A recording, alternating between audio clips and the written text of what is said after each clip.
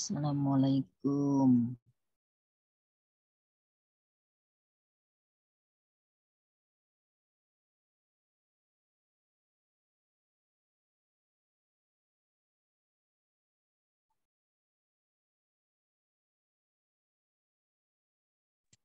Assalamualaikum. Keren banget, nggak ada suaranya.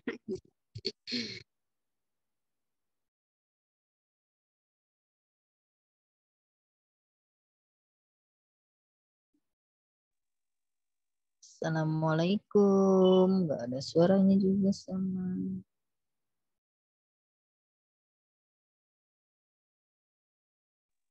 Assalamualaikum, di Cikarang juga nggak ada suaranya. Cek 1 2 suaranya Pak udah terdengar? Udah ada. Oke. Alhamdulillah. Cek 1 2 3. Cek 1 tes. Baru ada Pak Medan. Nggak tahu di Cek 1 2 3 cek. Sudah ada ya suaranya masuk ya? Sudah. Sudah. Oke, bismillahirrahmanirrahim. Assalamualaikum warahmatullahi wabarakatuh. Waalaikumsalam warahmatullahi wabarakatuh. Alhamdulillahirrabbilalamin. Puji beserta syukur kita panjatkan kepada Allah Subhanahu wa Ta'ala, bahwasannya kita telah diberikan nikmat iman serta nikmat Islam oleh Allah Subhanahu wa Ta'ala. Salawat dan salam kita curahkan juga kepada junjungan Nabi besar Muhammad sallallahu alaihi wasallam dengan mengucapkan Allahumma sholli ala sayyidina Muhammad wa ala ali sayyidina Muhammad. Baik Bapak Ibu semuanya, mohon izin suaranya tadi sempat nggak bagus ya. Mudah-mudahan sekarang suara saya sudah dapat diterima, didengar dengan baik oleh Bapak Ibu semuanya. Baik Bapak Ibu semuanya, terima kasih kepada yang telah hadir pada KWMR yang ke-23. Ini udah nggak kerasa kita udah 23 lagi ya. Kita mulai dari 1, sekarang sudah ke 23. Ini adalah hari Senin tanggal 6 Maret 2023. Di mana Allah titipkan hari ini adalah hari yang terbaik untuk kita semuanya. Dan kita semuanya sama-sama isi dengan kegiatan yang sangat dahsyat, yaitu dengan sama-sama kita belajar ilmu dahsyat dari Allah Subhanahu wa Ta'ala. Terima kasih Bapak Ibu yang telah hadir pada malam hari ini. Saya ucapkan untuk kesekian kalinya.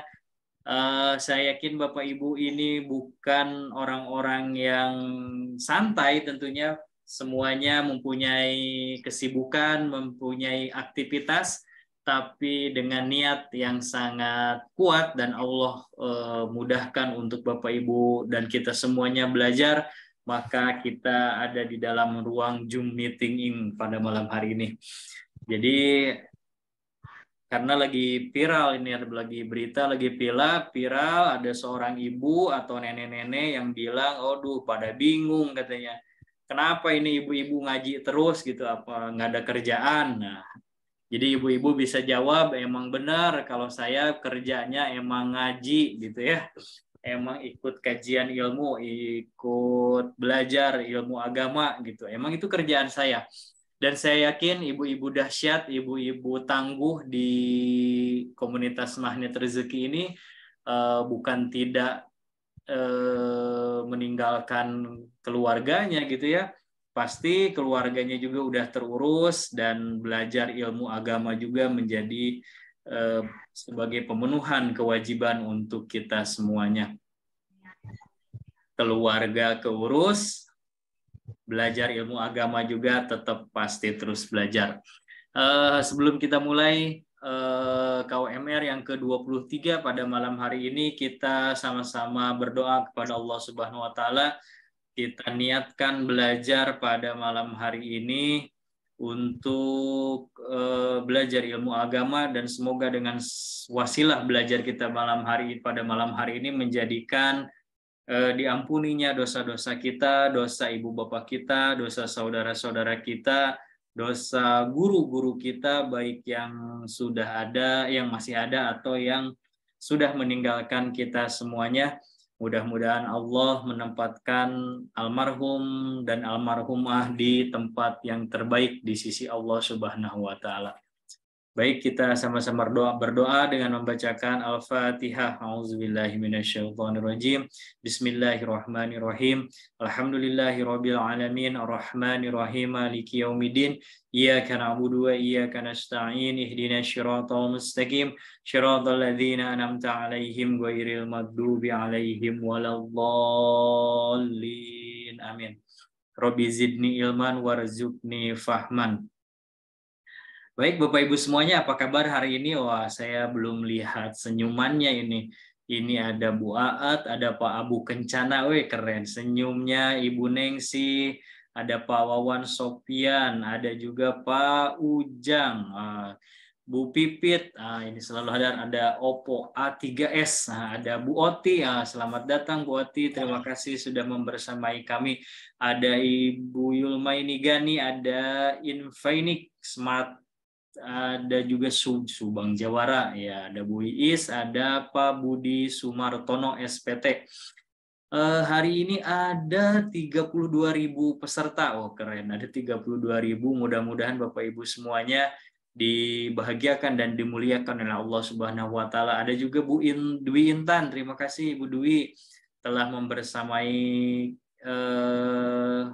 KWMR yang ke-23. Ada juga Teh Eciu, ada Bu Erika, ada Ibu Holly Peter, ya, ada Bu Iti Suhartini, ada Pak Kosasih, Pak Imam Bogor, ada Pak Muhammad Hasan, oh keren. Ada juga Bu Nanik, Bu Neneng, Bu Nengsi, ada Bu Primi, terima kasih Bu Primi. Ini dia, Bu Primi ikut ke Jepang nggak? Kayaknya habis lebaran mau ke Jepang Bu Primi ini. Ada juga Bu Ratna Dion, ada Bu Ria, ada Bu Rina, ada Bu Siti Maryam, dan Bu EN Herliawati. Terima kasih kepada yang sudah hadir. Mohon izin apabila saya terlewatkan untuk membaca atau mengabsennya. Saya juga sekarang mau membaca dulu ini yang ada di kolom chat.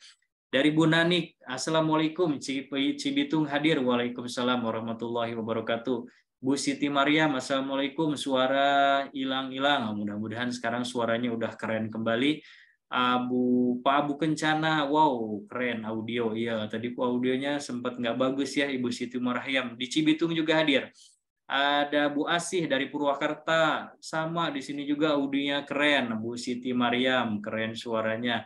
Pak Imam di Bogor, salam. Mohon maaf off kamera, signal keren. Siap Pak Imam, nggak apa-apa.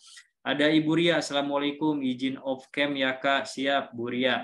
Ibu Pipit, Assalamualaikum, Duren Sawit hadir, siap belajar, kosongkan gelas, suaranya keren, dut-dutan. Oh iya, kayaknya pengen joget, kayaknya kita harus joget dulu, goyang-goyang dulu, biar malam hari ini tambah semangat ya Bu Pipit sepertinya.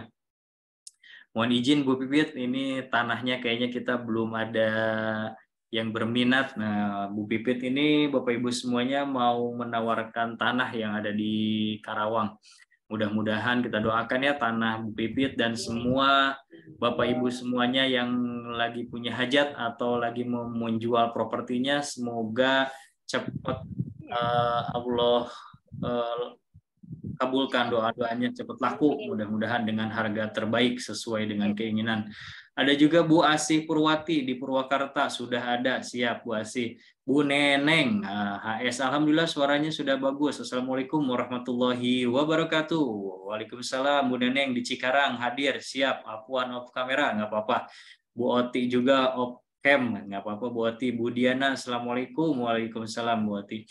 Bu Diana, Bu Siti Maryam, izin off cam nyimak, siap. Mudah-mudahan saya ucapkan terima kasih kepada yang sudah on kamera dan yang nggak on kamera pun nggak apa-apa. Mudah-mudahan suara saya masih terdengar jelas. Jadi anggap aja pemirsa KWMR. Jadi anggaplah kayak zaman dulu gitu ya, kita sambil tiduran, sambil rebahan, dengar radio.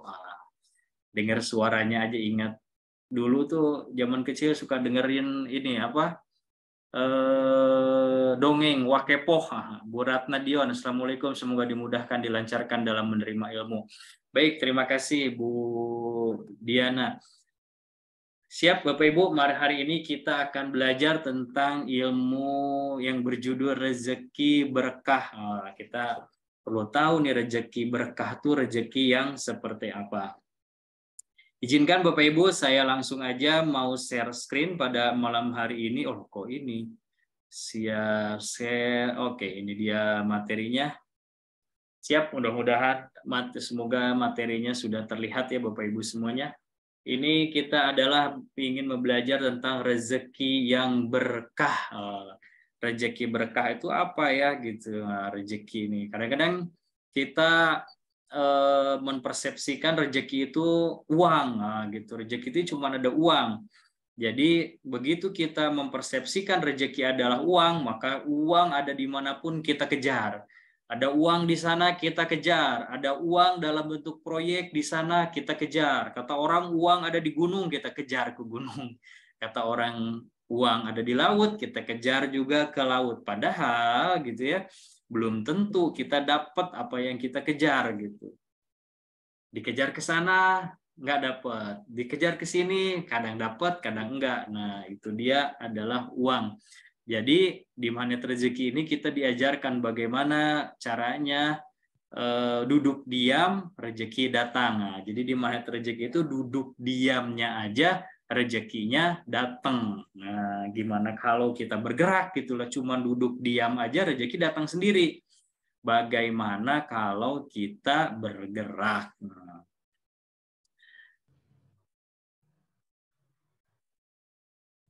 siap. Kita masuk ke materi. Nah, ini dia rezeki berkah. Ternyata rezeki itu bukan hanya dalam bentuk uang saja. Ternyata dalam bentuk usia. Usia yang Allah kasih kepada kita itu juga bisa menjadi berkah gitu. Rezeki yang berkah nih, usia kita berkah atau enggak. Nah, gimana sih yang disebut rezeki berkah itu? Nah, nanti kita akan bahas satu persatu. Ada juga anak. Nah, anak juga sebagai rezeki dari Allah Subhanahu wa taala. Ada juga sehat. Ternyata kesehatan itu juga termasuk rezeki yang berkah dari Allah. Ada juga ilmu. Nah, ilmu juga ternyata sebuah rezeki dari Allah Subhanahu wa taala. Dan terakhir, baru ada harta. Ternyata harta itu kedudukannya di paling bawah Bapak Ibu semuanya. Terakhir, jadi ada 5 yang saya kategorikan menjadi rezeki. Itu ada usia, ada anak, ada kesehatan, ada ilmu pengetahuan, ada juga yang terakhir, yang kelima adalah harta. Nah, kita masuk ke yang pertama, usia. Ini dia, usia itu dibagi menjadi 4. Ada usia kronologis, usia biologis, ada usia psikologis, ada usia spiritualis. Nah, apa sih? Nah, kronologis itu yaitu kronologis dari kita lahir, dari di dalam janin, lahir ke dunia, 1 bulan sampai usia kita sampai saat ini itu adalah usia kronologis kita. Misalkan usia si A 60 tahun, nah itu adalah usia kronologis. Si AB usianya misalkan 30 tahun, nah itu usia kronologis. Ada juga usia biologis. Usia biologis itu adalah usia yang ada organ-organ yang ada di dalam tubuh kita. Usia jantung, usia paru-paru, usia usus gitu ya, usia hati. Karena banyak orang yang usia kronologis sama biologisnya itu nggak sama. Ada yang usia kronologisnya itu misalkan berapa? 62 tahun. Nah, tapi usia kronologisnya misalkan 27 tahun, tapi usia biologisnya kebalikannya. Gitu, kebalikannya menjadi 67 tahun bisa jadi. Misalkan usia kronologis 27, usia biologisnya 72. Nah, ada tuh. Ada orang yang masih muda tapi gampang nggak sehat, dikit-dikit nggak sehat, dikit-dikit jantungnya kerasa gitu ya. Karena Allah itu lagi menegur kita gitu, lagi menegur kita karena kita itu tahu kalau kita punya jantung kalau jantung kita itu nggak sehat. Kita itu tahu posisi diri kita itu punya gigi kalau gigi kita itu nyut-nyutan. Baru tuh kita keras, oh ternyata selama ini saya punya gigi ya. Tapi kalau giginya baik-baik aja, kita tuh nggak pernah merasakan kita tuh punya gigi atau punya jantung atau punya hati gitu ya, atau kita ini punya paru-paru misalkan. Nah begitu paru-parunya udah kerasa batuk-batuk, nah pas diperiksa dicek ke dokter katanya paru-parunya nggak bagus, nah baru kita tuh oh ternyata kita tuh punya paru-paru. Nah ini ada orang-orang yang usianya 27 tahun tapi usia biologisnya organ-organ yang dalam tubuhnya 72 tahun. Ibaratnya kalau kita punya kendaraan mobil, tahunnya masih muda, tapi usia mesinnya kayak usia mesin udah tua gitu, melampaui usianya. Misalkan usia mobilnya baru 1 tahun, tapi udah kayak pemakaiannya tapi udah sampai 5 tahun misalkan. Nah itu kan jadi nggak sinkron. Nah kalau usia psikologis, nah gitu ada juga nih fenomena orang tuh kalau seperti yang digambar ilustrasi, ini udah tua tapi dioperasi plastik jadi muda. Nah, udah tua dioperasi plastik jadi muda. Nah, ini kan jadi fenomena juga gitu ya, fenomena di dalam ada operasi plastik. Tapi apakah benar usia biologisnya bisa dioperasi? Ya enggak. Cuman tampak luarnya aja yang kita bisa operasi di dalamnya ya gitu-gitu aja gitu ya. Nggak bisa diperbaiki lagi gitu. Nah ini ada wajah-wajah menipu. Ada juga psikologis. Nah psikologis yaitu psikologis kita, pemikiran kita.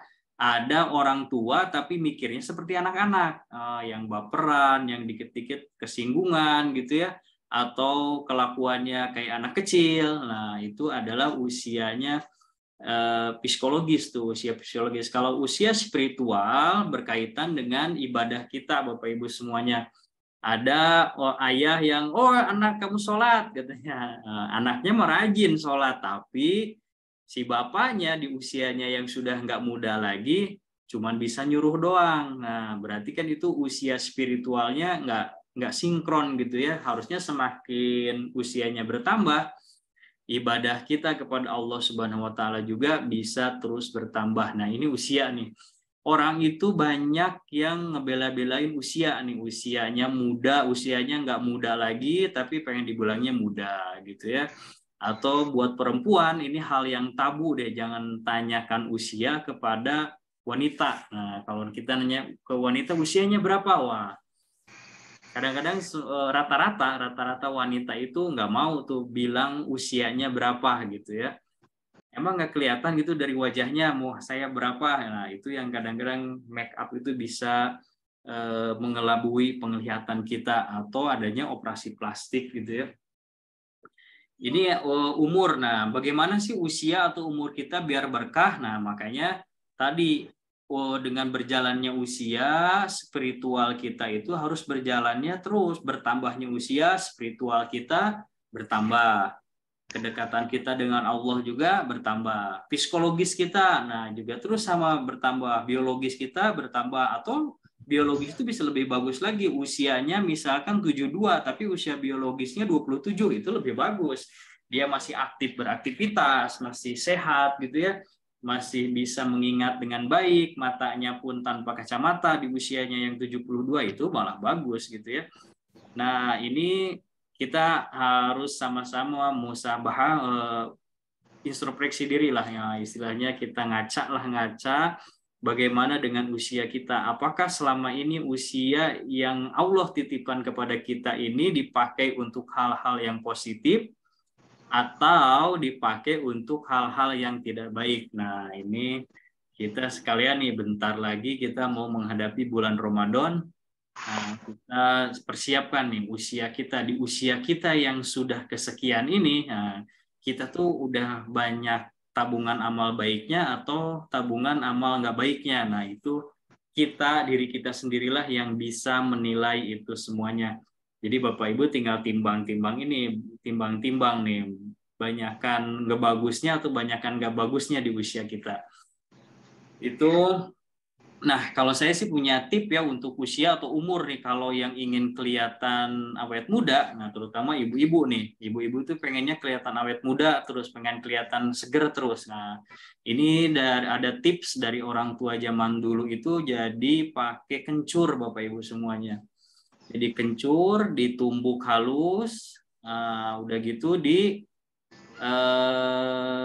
oleskan ke wajah, ke badan, pokoknya ke kulit yang ingin kelihatan kulitnya cerah, yang ingin kelihatan kulitnya glowing atau kulitnya kenceng. Pakai kencur, itu aja pakai kencur. Nanti kalau kita ketemu sama orang pasti orang bilang, "Oh, kamu bau kencur." Nah, gitu. Kan jadi anak kecil lagi. Kalau anak kecil itu kan disebutnya anak bau kencur. Nah, kalau mau kita awet muda, pengen tetap dipanggil anak-anak, nah pakai kencur biar disebut anak masih bau kencur. Jadi atau pakai nama, kalau laki-laki boleh namanya ganti jadi Dede gitu. Jadi udah usianya tua juga tetap aja dipanggilnya Dede gitu ya, atau Ade gitu. Nah, itu usianya tua tapi dipanggilnya masih tetap muda. Siap usia psikologis, nah gitu.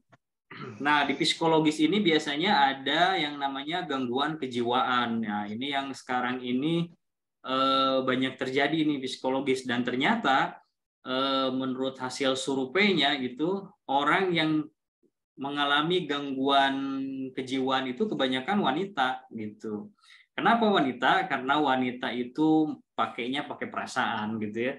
Nah, jadi kalau kita lihat orang yang di pinggir jalan atau orang yang gangguan jiwa itu kebanyakan wanita gitu. Nah, karena seingat saya berapa ya, dari 10 gitu ya, dari 10 orang wanita yang berkerumun itu satu gitu ya, seingat satu itu gangguan jiwa gitu. Gangguan jiwa itu bukan berarti dia orang gila, tapi dia itu gangguannya terganggu gitu ya. Nah, itu kebanyakan sih itu para wanita itu yang ininya. Siap. Nah, kita lanjutkan yang kedua. Nah, yang pertama itu usia atau umur. Yang kedua adalah anak. Nah, ini yang kedua adalah anak. Jadi untuk anak itu kita harus niatkan punya anak sebentar.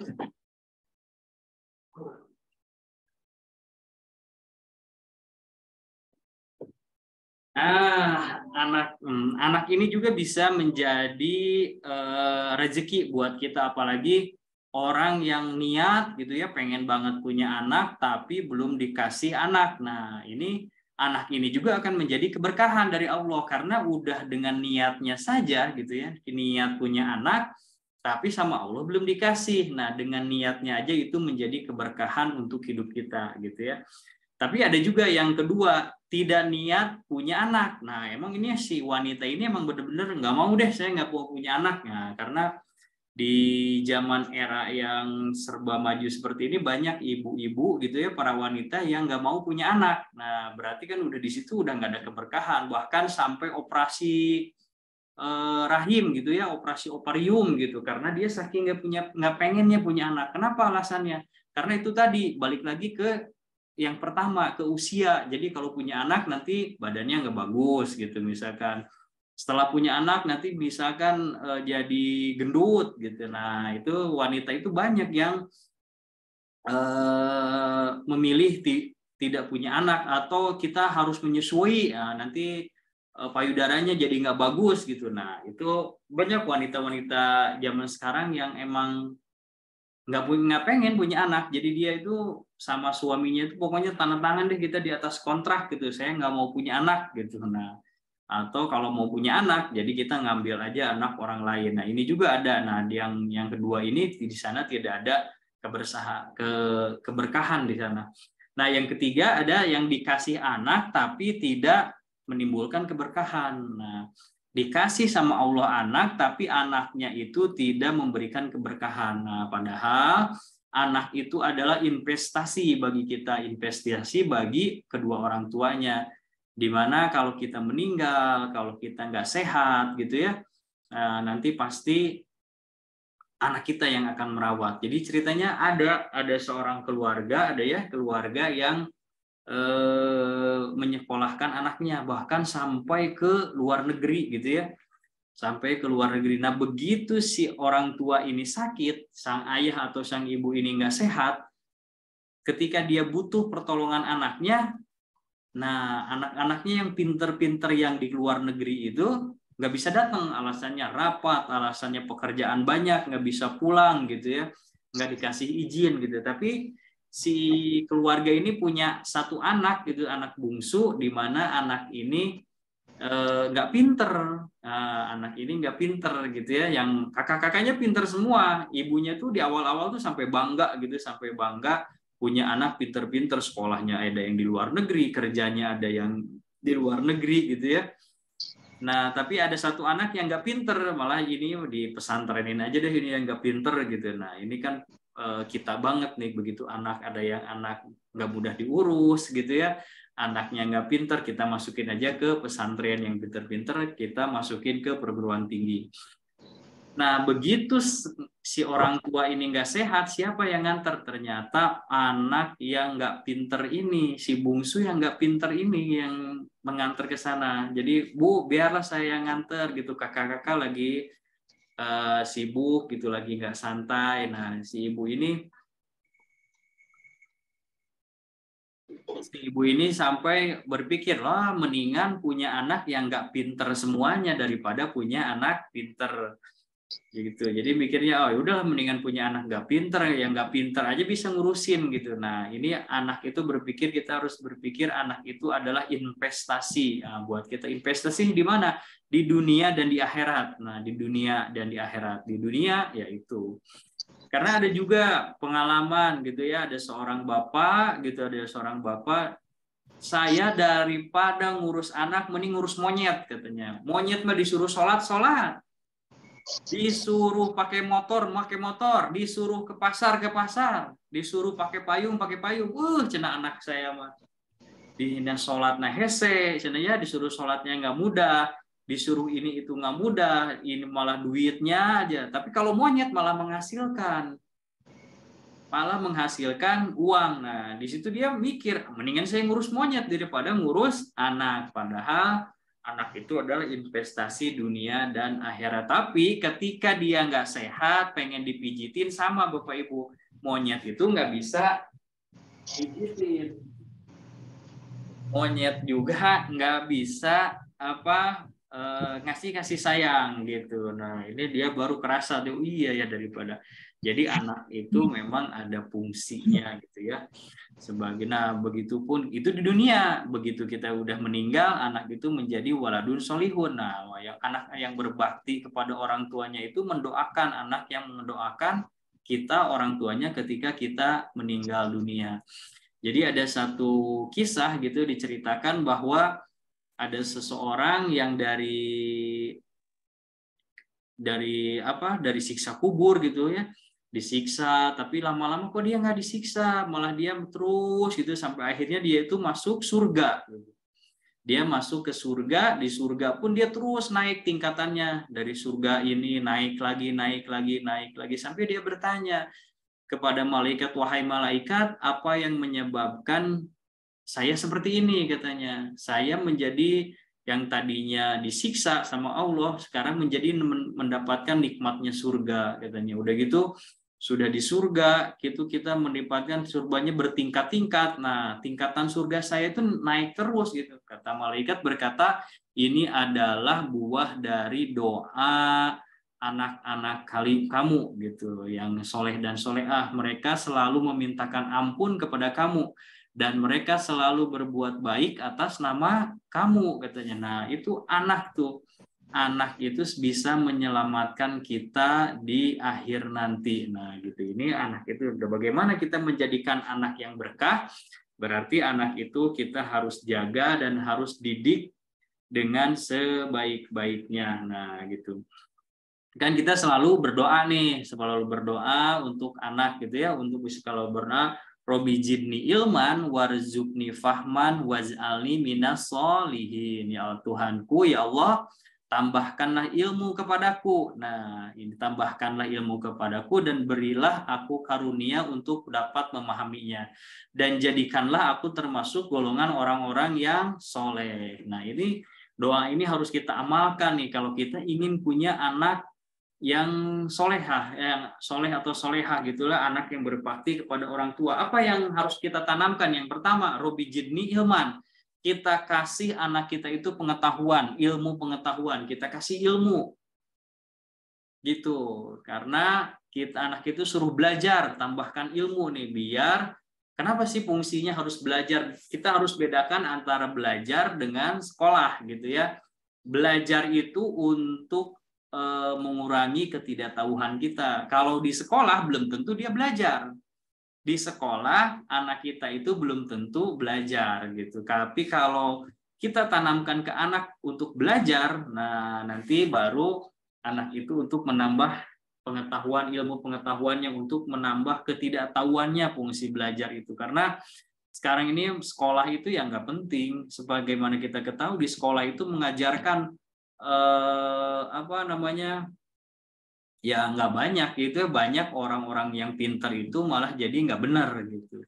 Kita bisa lihat di TV itu orang-orang tuh orang-orang pintar, ada yang doktor, ada yang ini. Nah lebih baik kita tanamkan ke anak kita tuh ilmu kita tanamkan untuk mereka kesadaran untuk belajar, untuk mengurangi ketidaktahuannya tentang alam, tentang apapun lah, tentang sains, tentang ilmu agama gitu ya, tentang agama, biar anak itu semangat belajar. Kalau ijazah mah gampang Bu, zaman sekarang mau Bapak Ibu ada ujian persamaan, ada ya pokoknya mah nggak sekolah pun bisa dapat ijazah zaman sekarang gitu ya, ada paket A, paket B, paket C gitu ya.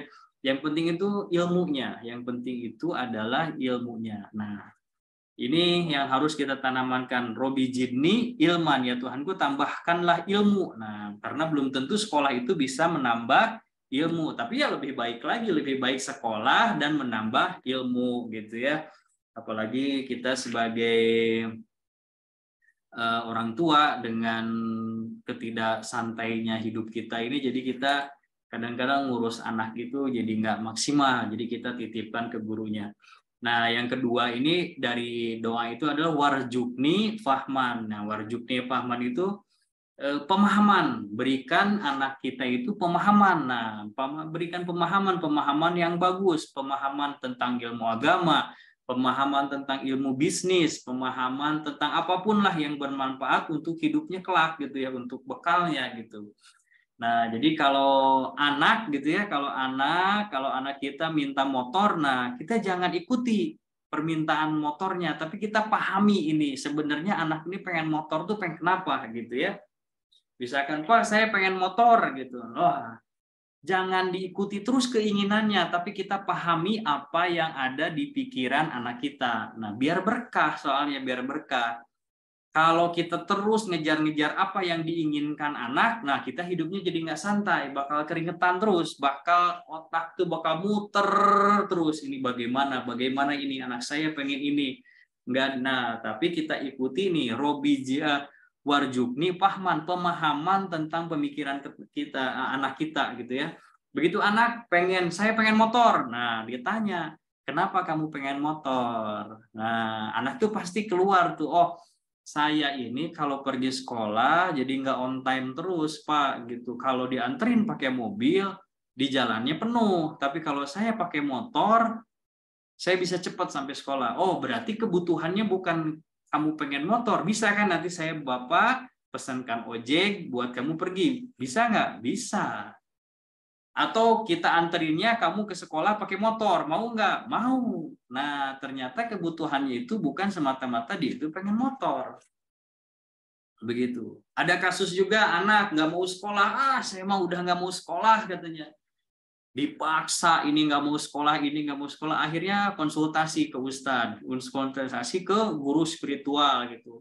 Kita, Ustadz bagaimana anak saya nggak mau sekolah katanya. Oh tuh dibawa anaknya sama ustadz ditanya kenapa Neng nggak mau sekolah katanya. Enggak, saya itu katanya biasanya dipeluk sama ibu saya kalau pergi sekolah katanya tuh. Sekarang saya udah besar, saya nggak pernah dipeluk lagi sama ibu kalau pergi ke sekolah, malah adik terus yang dipeluk.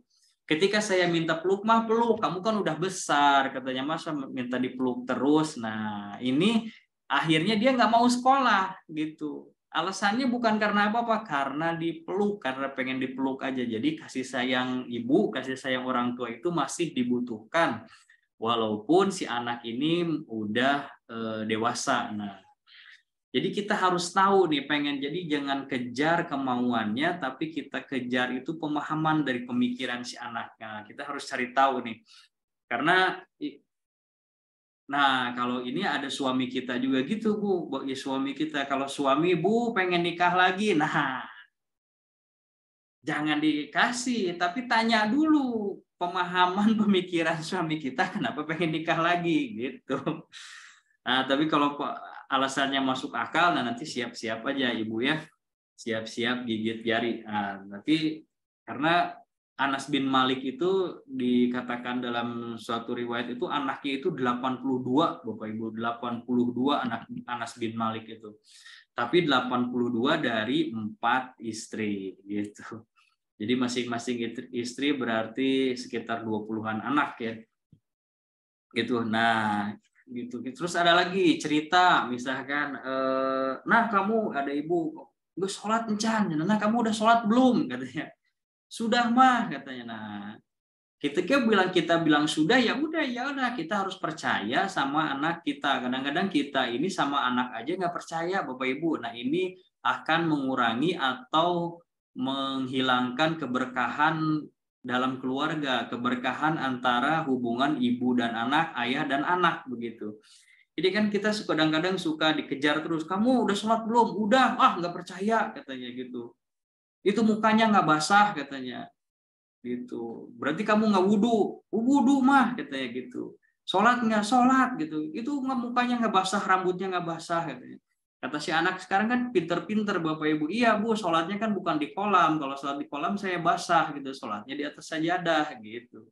Terus dikejar. Nah ini jadi kita harus timbulkan rasa kepercayaan kepada anak kita gitu. Termasuk kepada suami, ibu-ibu ini kadang-kadang nih.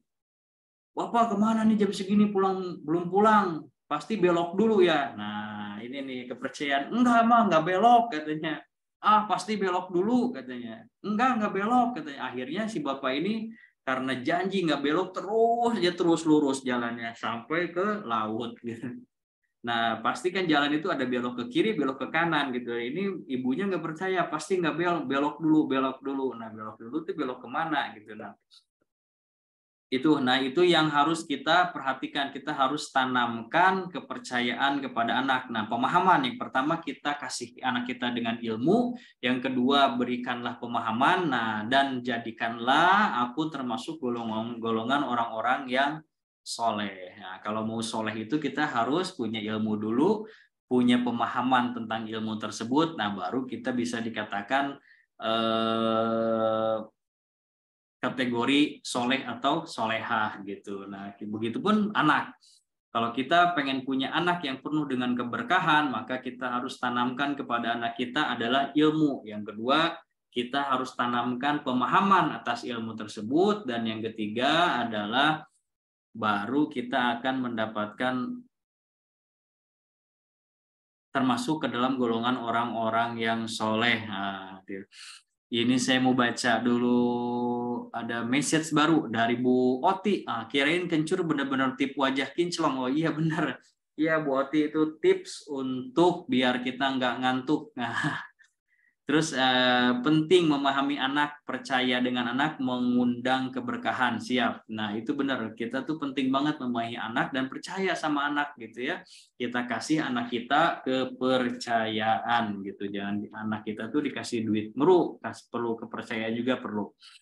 Oke, kita berlanjut. Yang itu yang kedua tentang anak. Yang ketiga rezeki dalam bentuk kesehatan. Jadi dari Ibnu Sina, tips sehat dari Ibnu Sina itu adalah satu, pikiran kita itu harus positif. Yang kedua, adanya ketenangan. Yang ketiga, adanya kesabaran. Nah, ini tips sehat dari Ibnu Sina, maaf. Tips sehat dari Ibnu Sina. Ini ada yang pikiran positif. Kenapa pikiran kita harus positif? Ya, itu pikiran kita itu harus positif terus, mikirnya yang indah-indah, yang bagus-bagus gitu ya. Seperti yang pekan kemarin saya contohkan gitu ya. tangannya begini, yang telunjuk sama apanya? Telunjuk sama jempolnya kita goyang-goyang. Nah, ini bisa yang mau ikutan praktek gitu ya. Terus kita mikir positif. Mikir yang indah gitu ya, hidup kita indah, penuh dengan senyuman, anaknya bahagia, anaknya soleh dan soleha gitu ya. Terus bisa umroh, bisa naik haji gitu ya. Nah, ini gerakan telunjuk sama si jempol ini bisa jadi licin, bisa indah, bisa luwes gitu gerakannya. Tapi kita ingat-ingat aja kalau mikirnya yang nggak bagus-bagus, marah. Kita pikirin marah sambil ininya terus digerak-gerakkan marah, kebencian. Benci saya sama orang itu, selalu ngomongin saya yang nggak bagus-bagus gitu ya. Di jalanan macet, jalan macet. Terus gaji nggak dibayar sama bos, dimarahin sama bos. Rasakan ini. Nah, ini gerakannya menjadi lebih kesat gitu ya. Nah, itulah fungsinya kita, bagaimana kita harus terus berpikir positif gitu ya. Nah, yang kedua tenang, karena setiap solusi itu kita temukan dalam ketenangan gitu ya. Kalau kita punya persoalan, begitu pikiran kita tenang, hati kita tenang, maka persoalan itu 50%-nya sudah kita bisa selesaikan gitu. Jadi kuncinya bisa mengatasi semua persoalan hidup itu dengan pikiran positif dan ketenangan nih. Ini tips hidup sehat nih. Yang ketiga, sabar. Kalau kita udah berpikir positif, hatinya udah tenang, tapi persoalan belum beres-beres. Intinya kunci yang terakhir pakai sabar. Sabar, pokoknya sampai ke ditumbukan terakhir pun, nah kita itu harus tetap sabar gitu ya. Kalau kita dapat misalkan dicopet, dijamret, mobil ditabrak orang gitu ya, kita harus tetap sabar karena itu adalah kuncinya dari persoalan kita gitu ya. Kita mau menyelesaikan persoalan dengan sabar karena asobru itu, sabar itu ada di tumbukan pertama.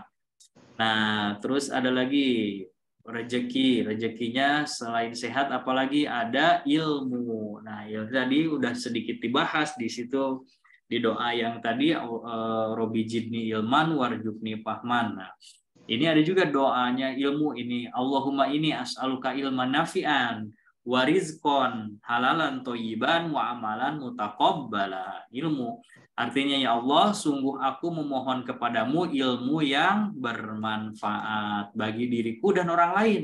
Ingat, ada dalam kurungnya bagi diriku dan orang lain. Ilmu itu akan bermanfaat kalau ilmu yang kita pahami ini bermanfaat bagi diri sendiri dan buat orang lain. Bayangkan kalau ilmu yang kita tahu nggak diamalkan, ini nggak akan menjadi ilmu yang bermanfaat karena tidak diamalkan buat orang lain, buat diri sendiri aja dikekewuk nih ilmu gitu. Nah, ini ilmunya nggak akan bermanfaat. Jadi katanya walaupun satu huruf maka amalkanlah gitu. Saya bisanya cuma alif aja ajarin, alif ke semua orang. Setiap ketemu orang bilang alif gitu ya, dengan makhraj yang benar gitu ya. Satu huruf aja itu tetap kita amalkan, walaupun cuma satu huruf kita amalkan kepada orang lain. Biar kenapa? Biar alif yang kita tahu ini menjadi alif yang bermanfaat untuk hidup kita dan orang lain. Yang kedua dari doa ini, rizki yang halal. Nah, ini rizki yang halal. Ini rizki itu harus halalan toyiban, harus halal dan harus baik. Nggak cukup baik doang atau nggak cukup halal doang gitu. Halalan toyiban, rizki halal yang baik gitu, halalan toyiban gitu. Karena banyak makanan yang baik tapi tidak halal. Ada juga makanan yang halal tapi tidak baik. Nah, contohnya apa ya? Makanan halal misalkan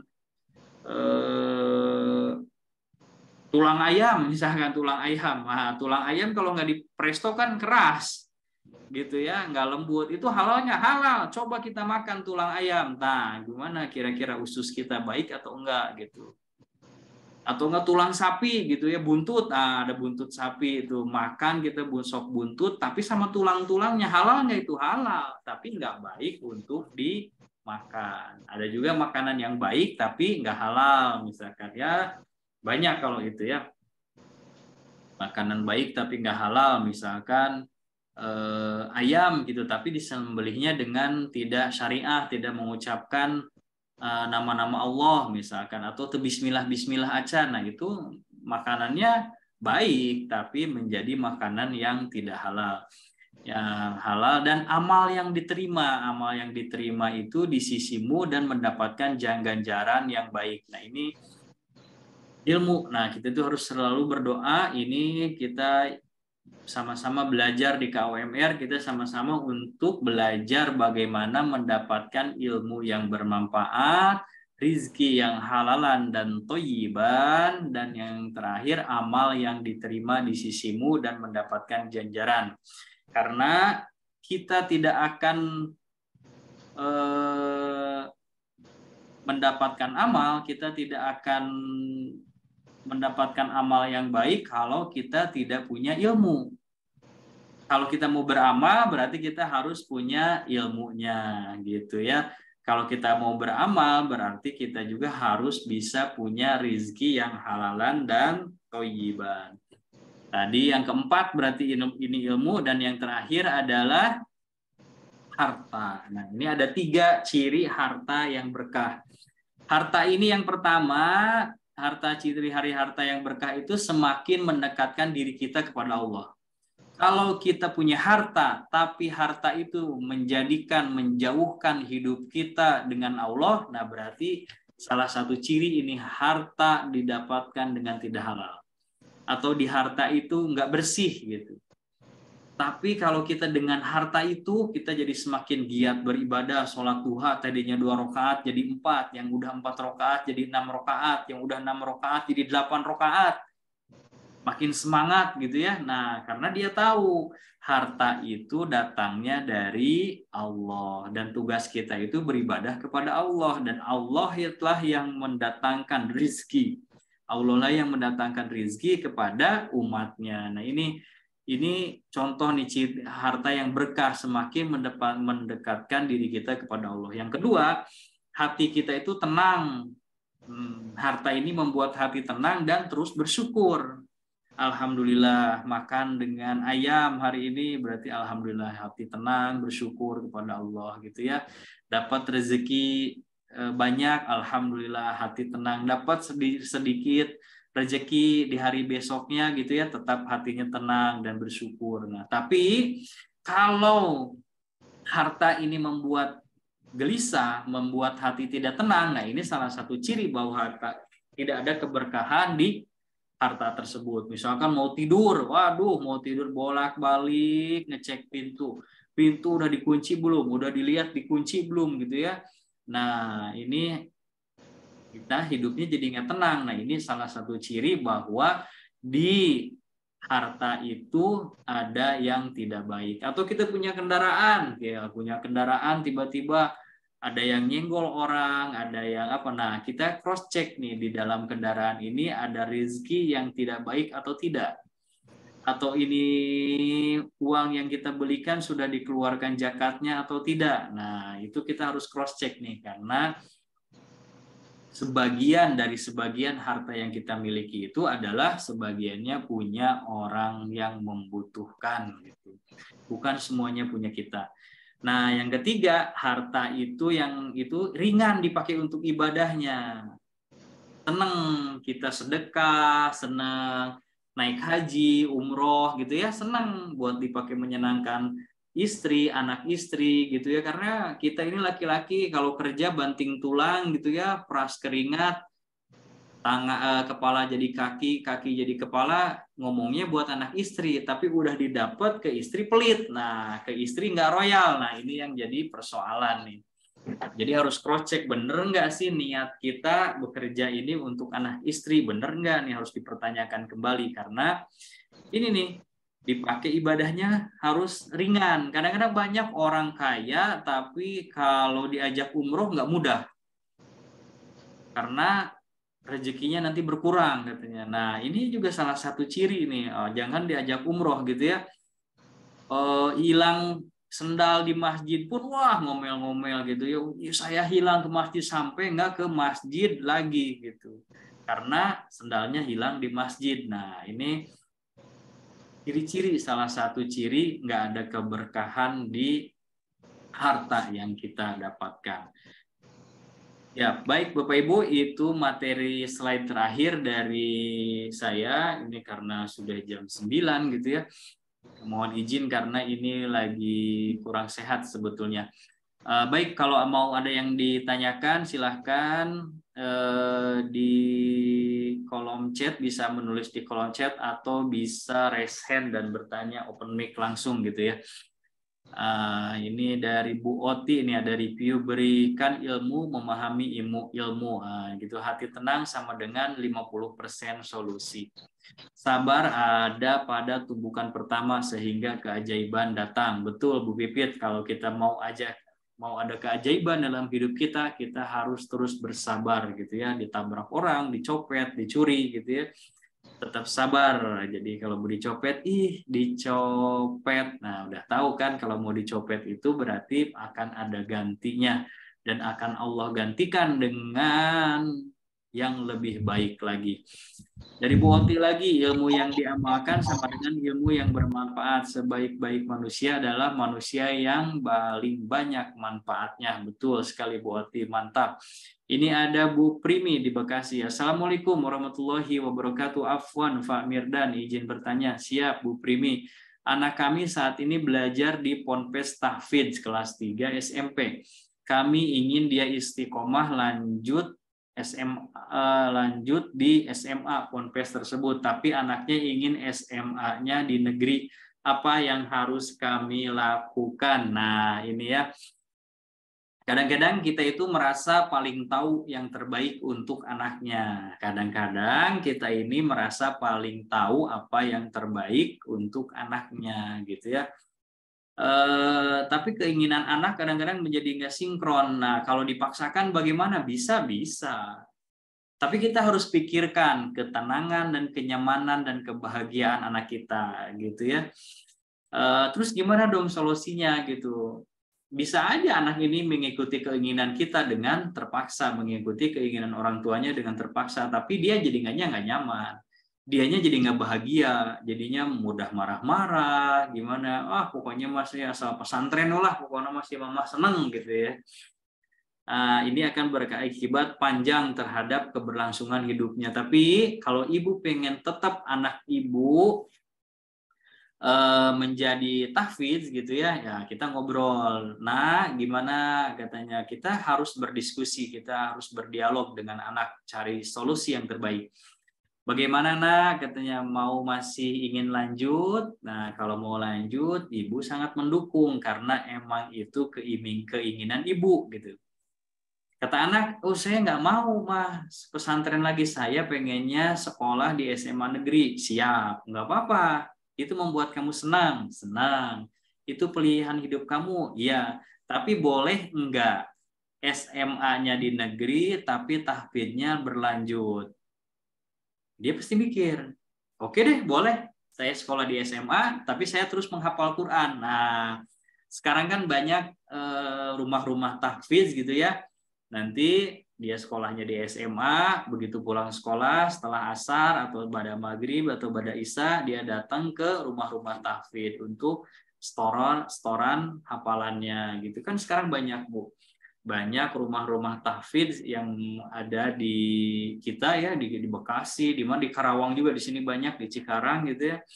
Jadi anak itu datang hanya untuk setoran hafalannya dan bacaannya gitu. Nah, jadi kan keinginan ibu anaknya tahfidz 30 juz gitu ya, jadi anak tahfidz 30 juz, hafalannya 30 juz, keinginan anak untuk sekolah di SMA juga dapat terpenuhi, tapi ini harus menjadi komitmen bersama gitu ya, komitmen bersama anak kita mengiyahkan kemauan anak dan anak juga mengikuti kemauan kita. Akhirnya kita cari jalan keluar. Jadi jangan sampai kita paksakan untuk terus pesantren tapi ilmunya nggak dapat malahan. Nah ini dia ilmunya jadi nggak masuk, dia pokoknya asal menggugurkan kewajibannya aja, asal membuat orang tuanya bahagia gitu. Jadi kita pengen tahu, kita gali dulu. Kenapa kamu pengen sekolah di SMA misalkan gitu? Saya pengen kuliah di jurusan ini, saya ingin kuliah di kedokteran, saya ingin kuliah di jurusan teknik. Nanti kalau dari pesantren nggak mudah masuknya, oke lah. Tapi kamu belajar tahfidnya terus ya, menghafalnya terus ya, gitu sampai 30 juz gitu. Itu mungkin masukannya Bu Primi. Kita karena anak kelas 3 itu udah dewasa ya, kelas 3 SMP itu udah dewasa, jadi kita bisa ajak diskusi gitu. Jangan diskusinya satu arah dari orang tua ke anak aja. Sekali-kali kita dengar apa sih kemauan anak, kita ngobrol sambil jalan, sambil diajak makan, sambil diajak healing gitu ya. Karena banyak, jangankan saya pernah ketemu dengan nenek-nenek gitu ya, hidupnya udah tua gitu, udah nggak muda lagi, belum pernah ngelihat jerapah katanya gitu, belum pernah ngelihat monyet yang kecil-kecil katanya, nah yang lucu-lucu belum pernah katanya. Jadi kemarin pas zaman COVID diajak ke kebun binatang sama anaknya, ke sana juga ternyata nggak bisa ngelihat monyet katanya, lihatnya manusia lagi karena saking penuhnya itu kebun binatang. Nah ini kita harus memberikan masa muda, memberikan masa berliannya anak-anak kita gitu, kita kasih kebebasan asal masih terukur. Ini dari Bu Pipit lagi, Bu Pipit Sri Subekti, tip usia awet muda, bangun tidur, mandi, tahajud atau mandi sebelum subuh, insya Allah awet muda. Ya benar, siap Bu Pipit. Ini yang dilakukan orang tua kita zaman dulu gitu ya, kalau mandinya sebelum sholat subuh mandi dulu, sebelum tahajud itu mandi dulu gitu ya. Bahkan orang tua zaman dulu itu belajarnya di sepertiga malam terakhir. Seperti Pak Habibie. Nah, Pak Habibie ini kenapa tipsnya dia bisa menjadi nomor 1 di Jerman? Karena dia itu bangunnya subuh pagi gitu. Terus biar nggak ngantuk gimana? Sampai kakinya itu dimasukkan, direndam ke dalam bak. Kakinya direndam ke dalam bak biar bisa terus terjaga semangatnya, biar nggak ngantuk. Nah, itu orang tua zaman dulu tuh seperti gitu tuh. Sampai gitu, benar tipsnya, tips usia awet muda. Nah, kalau tips pakai kencur itu cuman hoax aja. Bu Sri, 3K, kenyamanan, ketenangan, dan kebahagiaan. Nah, betul, ini kita harus menciptakan buat anak kita itu kenyamanan, biarkan pikiran dia tenang, dan biarkan dia bahagia menikmati masa mudanya. Jangan sampai cerita si nenek tadi, sampai usianya udah nggak muda lagi, belum pernah melihat jerapah dan monyet yang lucu-lucu katanya. Bu Dwi Intan, izin menambahkan tambah dengan garpu tala, minta bantu pilihkan yang terbaik sama Allah. Sip, mantep banget Bu Dwi Intan, ini tambahannya yang sangat keren. Nah, kita garpu tala, jadi Bu Priminya garpu tala, anaknya juga ajarkan ilmu magnet rezeki, suruh garpu tala juga. Terus kita review ayat yang didapat sama kita, ayat yang didapat sama anak kita, apa ayatnya gitu. Mudah-mudahan ini menjadi solusi untuk Bu Primi dan menjadi solusi untuk kita semuanya. Bu Primi, jazakallahu khairan katsiran, thanks banyak Pak Mirdan atas pencerahannya. Siap Ibu Afwan. Mudah-mudahan anaknya bisa menjadi hafiz atau hafizoh. Mungkin hafalannya 30 juz insya Allah. Keren kayaknya kalau kita punya anak yang punya hafalan 30 juz gitu ya, di mana mereka nanti di surga akan memberikan penghargaan berupa mahkota kepada orang tuanya. Siapa sih yang tidak mengidamkan seperti itu? Nah, itu menjadi idaman bagi setiap orang tua. Menjadi anak yang penghafal Quran. Nah, tapi apakah iya mahkota itu diberikannya dengan hafalan Qurannya? Enggak juga. Dengan anak yang soleh dan soleha, dengan selalu terus mendoakan orang tuanya juga yang selalu berbuat baik, yang selalu menyambung keluar silaturahmi dengan kerabat-kerabat orang tuanya dulu pas lagi hidup, itu pun bisa menjadi tabungan amal untuk kita semuanya. Baik Bapak Ibu, dipersilahkan, masih ada waktu kalau mau bertanya. Insya Allah nanti kita mau ada SHMR dan THMR terakhir sebelum bulan suci Ramadan. Kita sambut bulan suci Ramadan dengan belajar ilmu magnet rezeki di tanggal 18 April seingat saya ya, kalau saya nggak, ya seingat saya tanggal 18 April SHMR, THMR tanggal 19 April. Apuan saya belum buatkan flyernya, insya Allah pekan depan di KWMR pekan depan saya akan umumkan kembali. Kita sambut bulan suci Ramadan dengan belajar ilmu magnet rezeki. Ya, 18 Maret benar, Apuan. 18 Maret, Ya, siap. Terima 18 kasih Maret. Bu Intan. 18 Maret kita akan ada SHMR. Nanti Bapak Ibu semuanya bisa menginformasikan kepada saudara-saudaranya, atau Bapak Ibu yang sudah mau ikut kembali, silahkan hubungi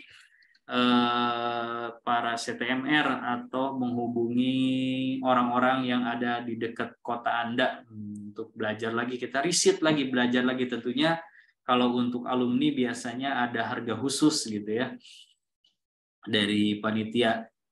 18 Maret. Ingat tanggal 18 Maret. Ini Bu Aat Atikah dan Bu Nanik udah resen. Apakah mau bertanya? Silahkan. Kalau mau bertanya tinggal open mic-nya. Pak Muhammad Hasan. Oh siap, jazakallahu khairan Pak Mirdan. Keren ilmu positifnya. Siap, sama-sama Pak Hasan. Ini Pak Hasan kolega. Iya Pak Hasan. Bu Nanik dan Bu Aat atau kepencet Kak, apakah mau bertanya? Masih kita berikan kesempatan. Boleh kalau mau bertanya, open mic-nya atau bisa menuliskan di kolom chat.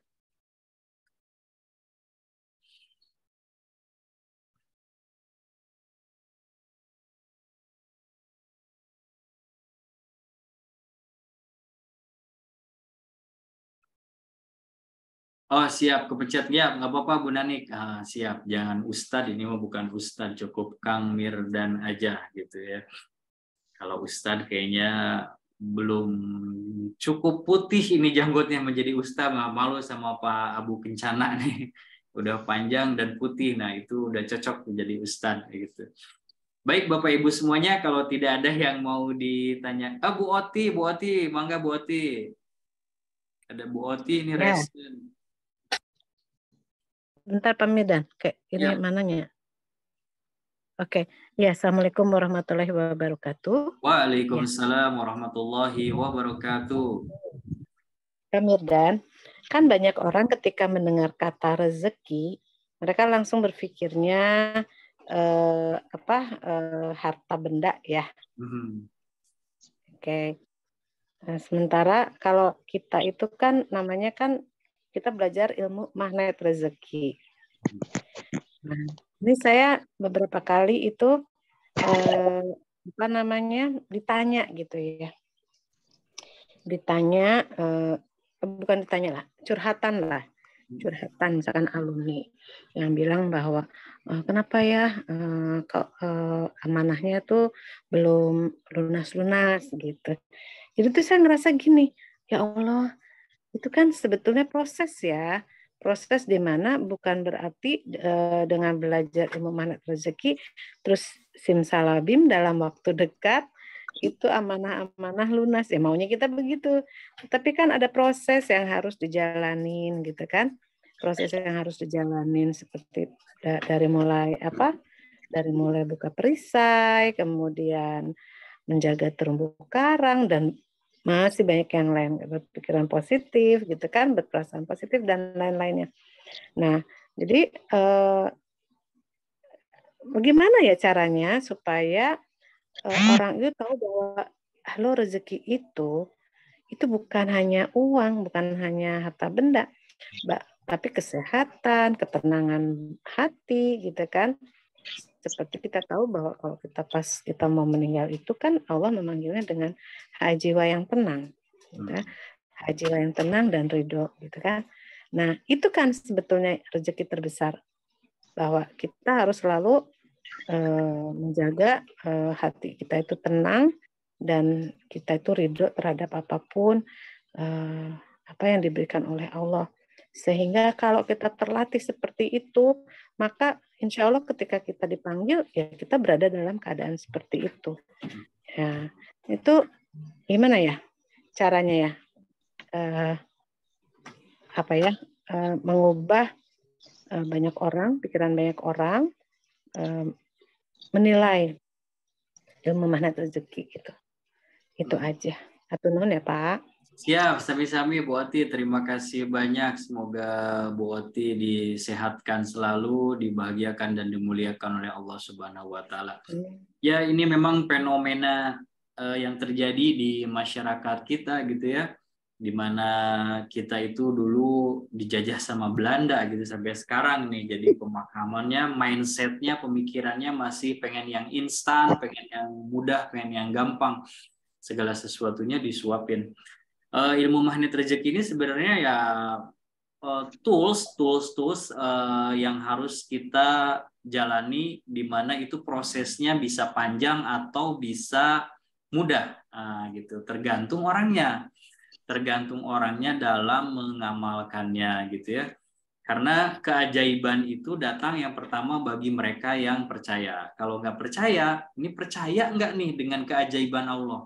Percaya atau enggak dengan ilmu yang Allah berikan lewat jurus-jurus ilmu magnet rezeki. Nah, karena keyakinan ini, kepercayaan ini yang kadang-kadang itu enggak full di dalam dirinya sendiri. Nah, ini yang harus kita tanyakan balik gitu. Percayanya, keyakinannya 100% atau enggak gitu.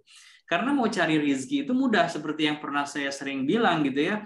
Ada orang yang sukses dengan berjualan bakso dan itu dia menjadi kaya raya gitu, tapi dia percayanya ke dukun. Jadi dia bawa celana dalam istrinya yang udah yang dipakai head selama 7 hari itu ya, 7 hari selama dipakai terus gitu.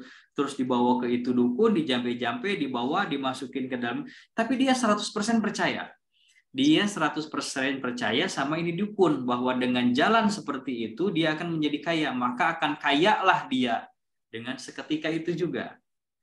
Nah, yang menjadi pertanyaan, kita percaya sama Allahnya setengah-setengah gitu. Apa iya? Nah, apa iya? Nah, apa iya ini yang bisa menjadikan, yang bisa menghalangi keajaiban itu datangnya, jadinya keajaibannya datangnya, mau turun atau enggak nih sama dia nih, mau turun atau enggak. Nah, tapi kita punya kunci terakhir, kita buat Allah terenyuh. Nah, udah kita percaya dengan keajaiban yang akan Allah berikan, kita bikin Allah terenyuh, kita bikin malaikat-malaikat terenyuh dengan kesabaran kita. Nah, intinya disabar. Kita bikin Allah terenyuh dengan kesabaran kita. Allah tuh pasti nguji kepada hambanya. Hamba ini lagi perlu dana, tapi Allah nggak kasih dana. Allah ini lagi butuh banyak uang, tapi Allah nggak kasih uang. Allah malah kasih lagi persoalan. Allah malah kasih lagi musibah misalkan. Itu untuk apa? Untuk menguji. Nah, begitu kita, ya Allah, terima kasih aku dikasih lagi musibah ya Allah. Nah, begitu mengucapkan terima kasih dengan hati tenang, hati gembira, Allah terenyuh. Begitu dikasih lagi cobaan, ya Allah terima kasih cobaan yang telah Engkau berikan ya Allah, karena ini semata-mata adalah ujian darimu, dan aku yakin aku diberikan ujian, aku yakin aku bisa melampaui ujianmu. Nah, karena Allah tuh nggak akan ngasih kepada seseorang itu persoalan atau ujian kalau Allah nggak yakin kita itu bisa melewati ujiannya. Seperti halnya guru-guru kita, kalau guru kita guru kelas 1 SD, pasti guru kita akan kasih ujian yang untuk kelas 1 SD. Karena dia yakin kita kelas 1 SD dikasihnya soal ujian kelas 1 SD. Guru kita tuh yakin kita itu bakalan bisa menjawabnya, karena kapasitas kita itu kelas 1 SD. Nggak mungkin guru ini kasih soal-soalnya untuk kelas 2 SD, dikasih ke anak kelas 1 SD. Nah, tinggal kita sampai sejauh mana pemahaman kita tentang mata pelajaran di kelas 1 SD itu. Nah, kita belajarnya sungguh-sungguh atau enggak? Kita yakin atau enggak? Nah, ini dia nih yang jadi persoalan ya. Jadi ini itu jurus-jurus dalam magnet rezeki itu adalah tools-tools yang diramu oleh guru kita semuanya, Pak Nasrullah, agar kita bisa kembali lagi kepada Allah dengan mudah. Dan kita kasih toolsnya nih. Amalin nih jurus pertama, jurus buka perisai. Apa itu buka perisai? Yaitu menghapuskan semua dosa-dosa kita. Kita taubat holik gitu sama Allah. Nah, selesai dengan jurus pertama, pengamalannya yakin 100%. Kita buka lagi, masuk lagi ke jurus yang kedua, masuk lagi ke jurus yang ketiga. Itu proses gitu ya. Nah, selama perjalanan itu memang tidak mudah. Yang namanya iman manusia itu ada naik turun gitu ya. Buat dosa lagi. Nah, ketika kita buat dosa lagi, grafiknya turun lagi. Nah, ini keajaibannya yang tadinya mau datang, naik lagi nih, kok malah buat dosa lagi nih, naik lagi gitu. Tapi ketika buat dosa terus taubat lagi, itu nggak jadi persoalan gitu. Nah, mungkin itu yang harus kita tanyakan ulang gitu, buat ya kepada para pengamal ilmu magnet rezeki, keyakinannya sampai sejauh mana, dan membuat Allah terenyuhnya dengan sabarnya kita itu sampai sejauh mana gitu ya. Karena orang yang masih membatasi sabarnya atau menilai ini sabar itu ada batasnya, nah itu berarti belum lulus tuh, karena sabar itu nggak ada batasnya gitu. Terus saja terus bersabar, karena Allah itu pasti melihat umatnya gitu. Allah itu sayang sama umatnya gitu. Allah itu sayang sama kita gitu. Jadi insya Allah dengan keyakinan amanah-amanahnya, hutang-hutangnya pasti bisa lunas gitu dengan kembali kepada Allah. Karena Allah yang maha rezeki, punya yang maha rezeki itu ya Allah, nggak ada lagi. Kepada siapa lagi kita meminta selain kepada Allah. Itu mudah-mudahan bisa menjawab dan menjadi inspirasi Bu Oti untuk kita semuanya. Dan Bu Oti gitu ya, kalau misalnya ada pertanyaan lagi ya kita tanyain nih, semangat keyakinannya berapa persen, terus sabarnya berapa persen membuat Allah terenyuh dengan ikhtiar kita dan doa-doa kita. Baik, masih ada rekan-rekan semuanya? Atau Bu Oti silahkan, ada yang mau disampaikan kembali? Hatur nuhun pisan untuk jawabannya. Ya, sami-sami Bu Oti. Pak Mirdan mau tanya boleh Pak Mirdan? Ya, Bu Pipit boleh, mangga. Assalamualaikum. Waalaikumsalam warahmatullahi wabarakatuh. Ini soal masalah persoalan harta yang berkah. Sedikitnya kan ada yang dipakai untuk ibadah. Nah, untuk setiap hari kan saya selalu sedekah subuh gitu ya, Pak Mirdan. Nah, itu sedekah itu kan artinya untuk yang terdekat dulu. Disampaikannya untuk orang yang terdekat. Misal ini untuk anak sendiri, kita saat itu suatu saat sama sekali nggak punya uang untuk anak ini membutuhkan untuk misalnya ongkos kerja atau ongkos sekolah. Nah, kita adanya uang sedekah subuh itu gitu. Kalau kita pakai itu, kita harus ganti atau tidak gitu, Pak Mirdan? Siap. Jadi supaya nanti sedekah subuhnya ini bisa berkah gitu. Baik Bu. Bu Pipit, jadi kita itu kayak seperti yang diajarkan oleh pramugari gitu ya. Kalau saya ingat gini, selalu ingat pramugari ini.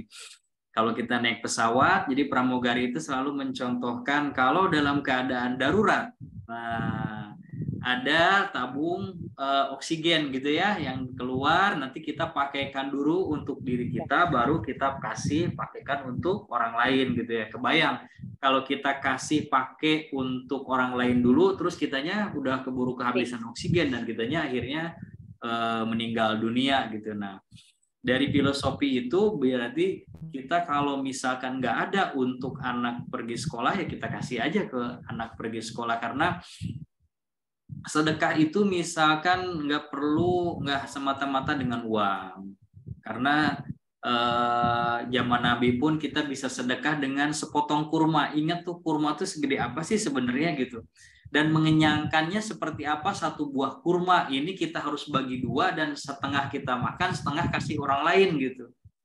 Nah ini kita harus bayangkan pada zaman itu gitu ya, karena manusianya sama kayak kita, perutnya sama kayak kita, kok bisa sedekahnya dengan sepotong kurma gitu. Nah kalau gitu ya berarti kita kasih dulu ke anak kan. Kalau misalkan anak sampai nggak pergi sekolah karena nggak punya ongkos, kan kita sedekah gitu. Nah ini Berarti nggak perlu kita ganti lagi. Nggak perlu, karena sebagai kita nih, kita laki-laki menafkahi anak istri kita itu termasuk sedekah. Gitu, menafkahinya juga termasuk sedekah. Nah, yang mungkin sekarang kan yang ada karena sedekah subuh itu yang viral itu karena ada almarhum Ali Zaber ya, Ustadz Ali Zaber. Jadi Ali Zaber itu mengibaratkan bahwa kita tuh mungkin kita tuh punya uangnya, punya dananya, kita pergi pas ke masjid, setelah pulang dari masjid tuh ada kotak amal, kita masukin kotak amal. Nah itu yang dimasuk sedekah subuh yang harus diamalkan, yang dibilang oleh Ustadz Ali Zaber gitu ya. Tapi kalau kita nggak punya ya gimana? Kita senyum aja sama imam, senyum misalnya marbot gitu ya. Marbot itu kadang-kadang nggak pernah ada yang nanya, Bapak Ibu. Bayang, marbot itu nggak pernah ada yang nanya, nggak pernah ada yang kasih senyum. Padahal dengan kita bertanya kepada marbot, apa kabar, katanya, kucingnya bagaimana? Mungkin kalau dia lagi melihara kucing gitu ya. Seluruh jamaah nggak ada yang nanya tentang itu, kesehatan kabarnya kucing si marbot, tapi kita nanya kabar kucing si marbot. Kira-kira dia seneng nggak? Seneng. Bahagia nggak? Bahagia. Hatinya berbunga-bunga nggak? Berbunga-bunga. Nah itu juga termasuk ke dalam sedekah sebenarnya gitu ya. Karena ya, tapi kalau lebih baik lagi bagaimana? Kalau kita punya uang, kita kasih tuh marbot nih buat sarapan. Nah bahkan lebih seneng lagi itu marbot gitu. Itu pun sedekah gitu. Kita imam gitu ya, itulah hal-hal yang mudah gitu ya, bisa kita praktekkan dalam kehidupan sehari-hari. Dengan begitu berarti Allah nanti akan tambahkan kepada kita rezekinya gitu, nggak usah diganti. Tapi kalau misalkan karena saya sih udah terbiasa nih sebenarnya gitu, udah terbiasa kasih, tapi saya pengen ganti yang kemarin nggak ngasih, ya nggak apa-apa juga, itu bagus juga. Misalkan biasanya kita ngasih 1.000 rupiah, hari ini kita nggak kasih, tapi yang 1.000 rupiahnya dikasih untuk ongkos anak gitu. Tiba-tiba nanti beberapa hari kemudian punya rezekinya banyak. Nah kita biasanya sepagi itu 1.000, akhirnya 2.000 deh mau ganti yang kemarin gitu, boleh juga. Boleh. Nah ibaratkan kita nih biasanya kata udah nisfu Syaban gitu ya, udah kita mau Rabu insya Allah kita nisfu Syaban, udah nisfu Syaban gitu ya, nggak boleh lagi puasa sunnah. Nah, kata siapa nggak boleh? Boleh. Untuk bagi siapa? Bagi orang yang misalkan masih punya amanah puasanya, atau bagi orang yang sudah mendawamkan puasa Senin Kamis gitu ya. Nah boleh tuh puasa di situ di setelah nisfu Syaban gitu ya. Yang nggak boleh itu bagi orang yang nggak pernah biasa puasa, tiba-tiba pas udah nisfu Syaban dia puasa. Nah ini karena kenapa? Karena dikhawatirkan begitu dia puasa setelah nisfu Syaban akhirnya nggak sehat, dan akhirnya puasa wajibnya di bulan Ramadan jadi nggak bagus gitu ya. Atau bahkan jadi nggak puasa di bulan Ramadan. Nah ini kan jadi yang wajibnya harusnya dikejar, ini yang sunnah dikejar, yang wajib jadi ketinggalan gitu. Bu Pipit semoga menjawab ya. Jadi akhirnya intinya kasih aja ke anak, itu pun termasuk sedekah karena menafkahi anak istri itu juga termasuk sedekah. Terima kasih Pak Mirdan. Sama-sama Bu Pipit, semoga Bu Pipit dibahagiakan dan dimuliakan oleh Allah Subhanahu wa taala. Bu Nanik izin live Bang, baterai keren. Oh siap Bu Nanik, nggak apa-apa. Siap.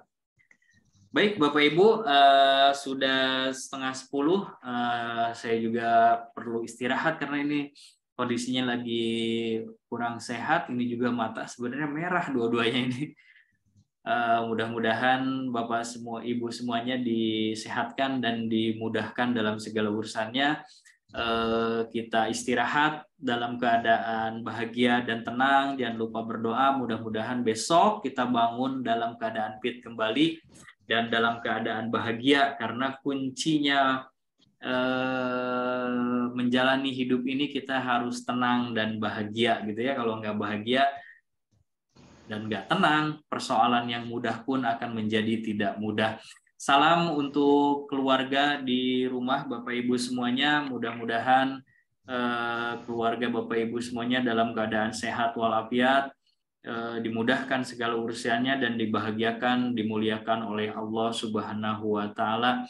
Baik, kita tutup KWMR yang ke-23 ini dengan sama-sama membacakan doa kafaratul majlis. Bismillahirrahmanirrahim. Subhanakallahumma wa bihamdika asyhadu alla ilaha illa anta astaghfiruka wa atubu ilaik. Baik Bapak Ibu semuanya, saya Mirdan Hardiansyah pamit undur diri. Semoga Bapak Ibu semuanya ada dalam kebahagiaan dan kemuliaan. Salam untuk keluarga tercinta di rumah. Assalamualaikum warahmatullahi wabarakatuh. Waalaikumsalam warahmatullahi wabarakatuh.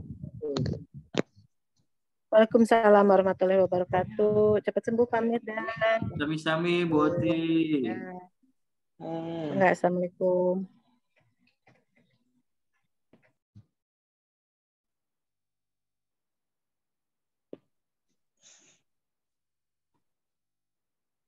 La ilaha illallah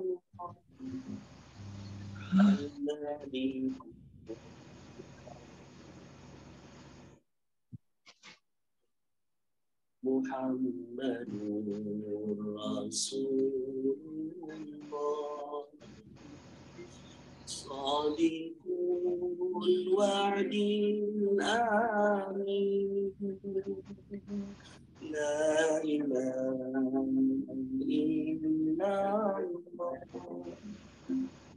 Al-Malikul Haqqul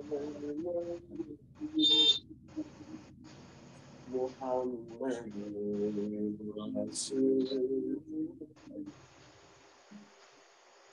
Shadiqul wa'dil amin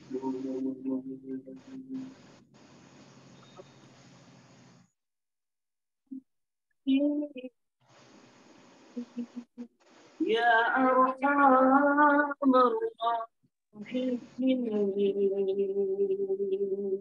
Ya Arhamar Rahimin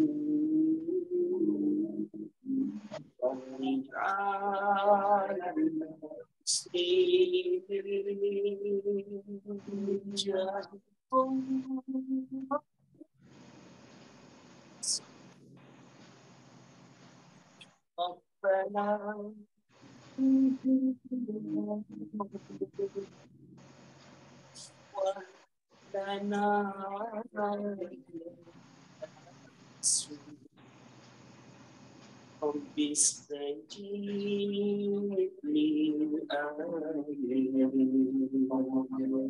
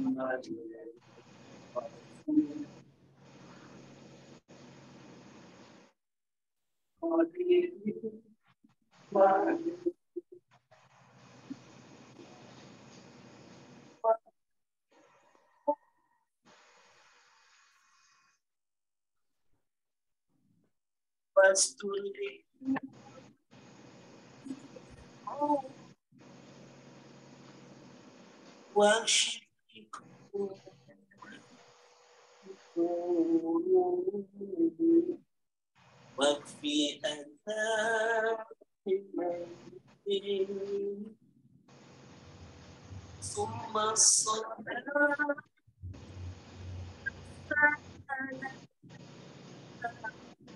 لا شفيع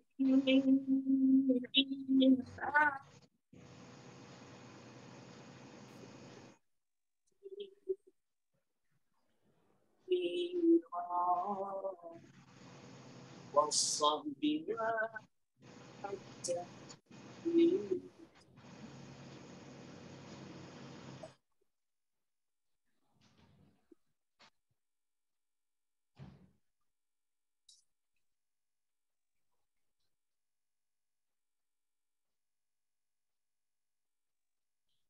محمد رسول الله